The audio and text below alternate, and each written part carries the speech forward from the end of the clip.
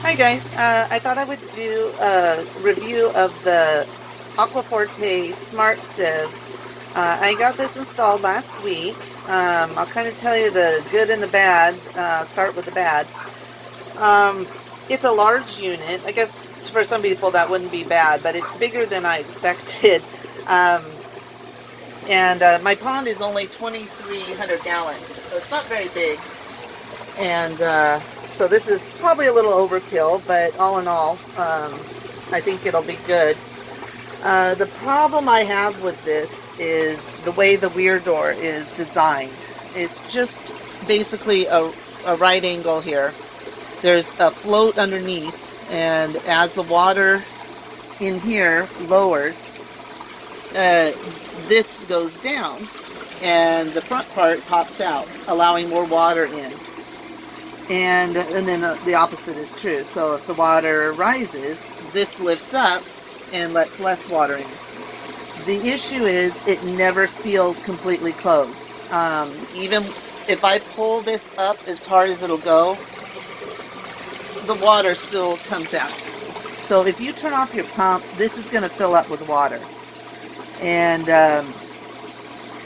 even if I push this front down, you'll see it'll stop for a moment, but it starts coming out of the sides, and I can't hold it hard enough to stop the flow.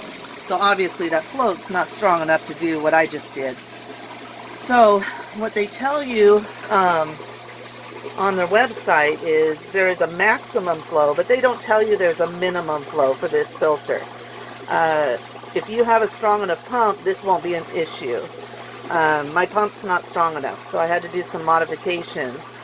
They do recommend that you put knife valve on the inlets in the back. There's two 4-inch inlets. In my case, I don't have room for knife valves. It's too tight in here. I'm up against the wall. If you have knife valves, I guess you could use those to slow the flow coming in if your pump's not strong enough. But I wouldn't recommend that. Knife valves really shouldn't be half open. They should either be fully open or fully closed. Over time they can kind of warp from the water pressure and are not going to seal properly. So it would be better to have a ball valve, but I don't know if you've seen 4-inch ball valves, but they're huge. And so you got to have a lot of space, and they're pretty costly.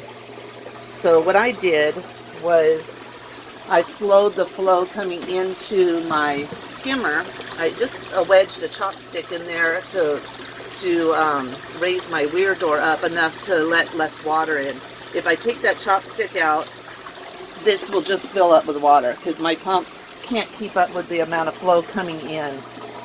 So I really wish they would redesign this whole black insert unit and make it more like the Ultra Sieve, where basically the weir comes up as the water, less water is coming out, and it'll go all the way up and stop the water if you turn off your pump.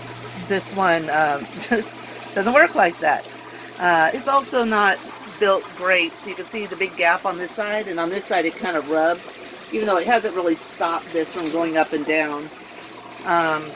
The other thing I wish they had done was put two outlets. They only have one 3-inch outlet, and it's reduced down to 2. They give you a Firmco adapter to do that. But 2 would have been nice. You can run 2 pumps on it then. Otherwise you'd have to wire this off and to run 2 pumps. So that would have been good. It does have a lid, which that's really nice, and it comes with it. You don't have to pay extra for that.